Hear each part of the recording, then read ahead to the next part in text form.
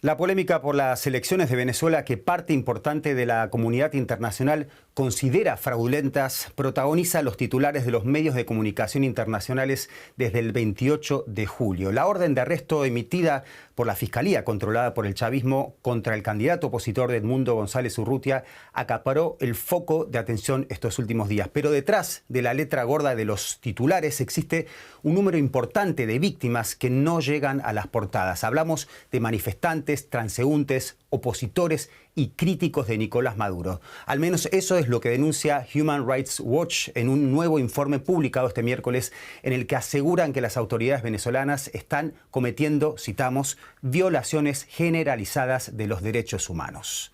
Y para ello tenemos el gusto de contar justamente con la directora para las Américas de esta prestigiosa ONG, Juanita Goebertus. Me presento, soy Leandro Fest. Muchas gracias por cedernos su tiempo. Leandro, un gusto. Gracias por esta invitación. Un saludo a toda la audiencia.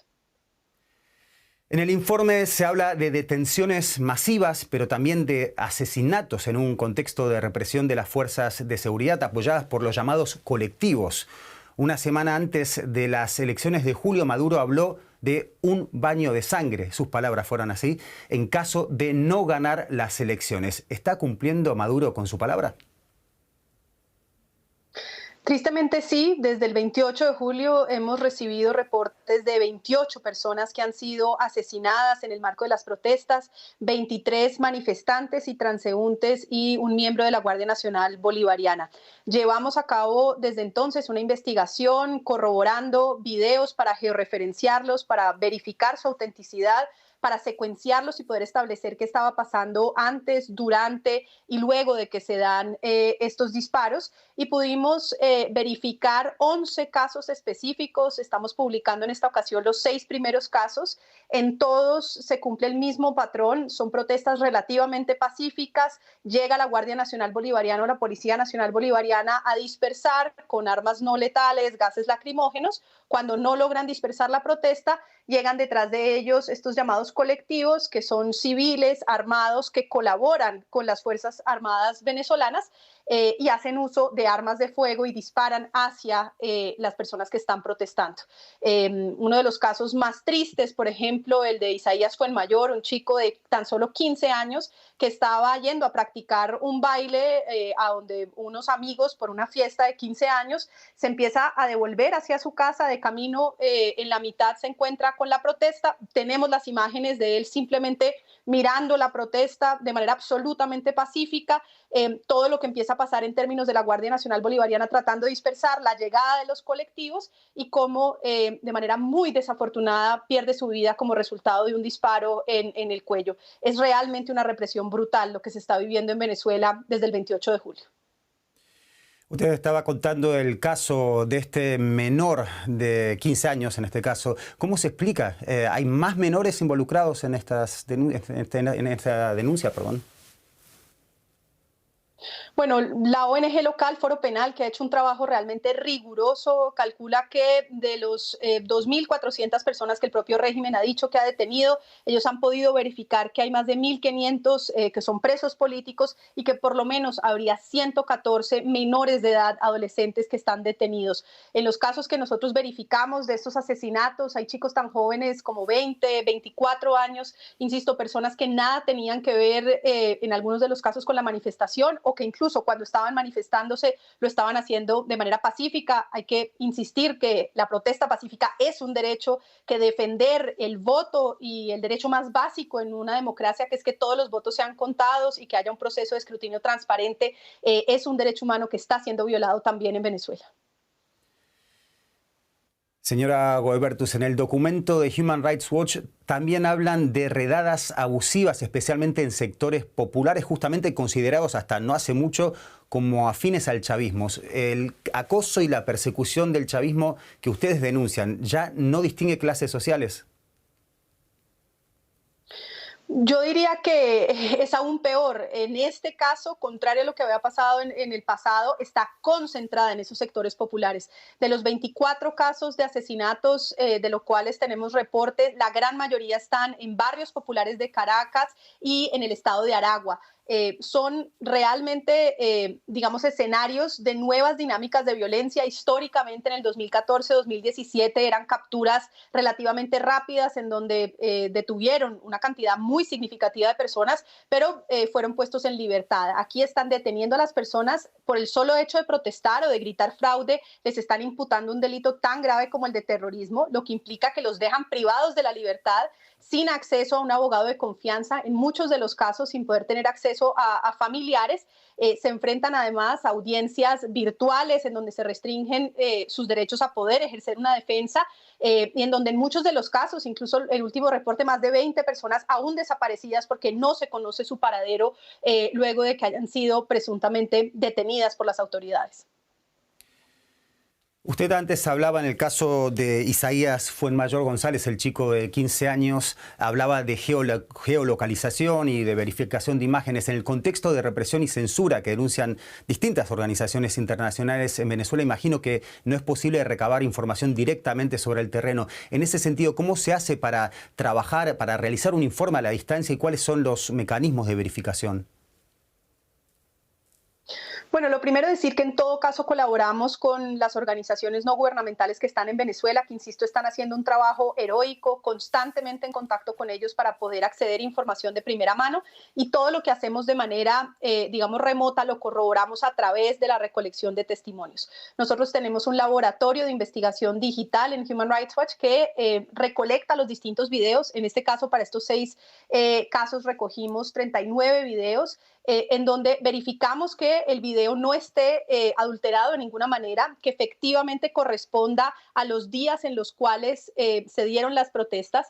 Georreferenciamos y corroboramos con imágenes satelitales que esos lugares, cada una de las esquinas, efectivamente refleje lo que es la veracidad de ese lugar. Usamos, por ejemplo, temas como la luz del sol para saber en función de las sombras cuál es el momento del día en el que se está dando. Verificamos, por ejemplo, a través de hacer un zoom muy, digamos, profesional, a través de técnicas directas que nos permite, por ejemplo, identificar uniformes.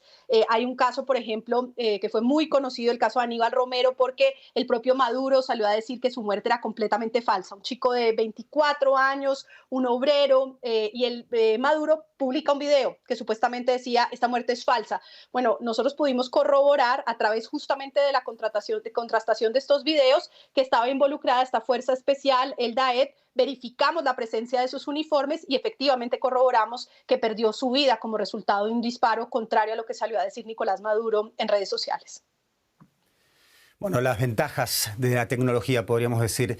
Human Rights Watch pide medidas urgentes a la comunidad internacional para frenar la violencia y la represión en Venezuela. ¿Cuáles serían esas medidas?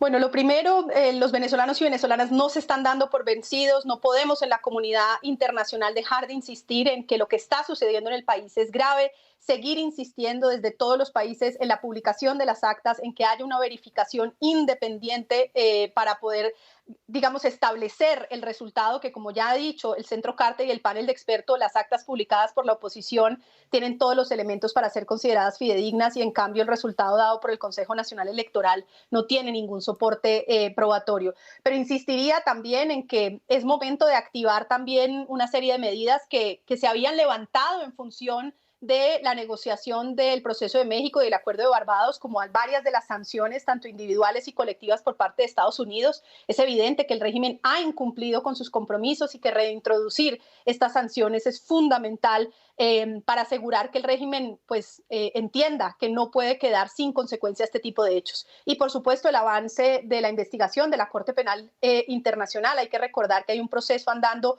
por crímenes de lesa humanidad constitutivos de torturas, ejecuciones extrajudiciales, detenciones arbitrarias, y que estos nuevos hechos se suman al bagaje probatorio de este proceso. Está en octubre la decisión de la extensión de lo que se conoce como el Fact-Finding Mission para Venezuela, que es un panel de expertos que justamente ha llegado a la conclusión de que se han cometido crímenes de lesa humanidad en Venezuela. Es fundamental que el mandato de esta misión de expertos sea extendido por lo menos por 2 años más. Usted hablaba recién de las sanciones que aplica Estados Unidos o que lleva años aplicando.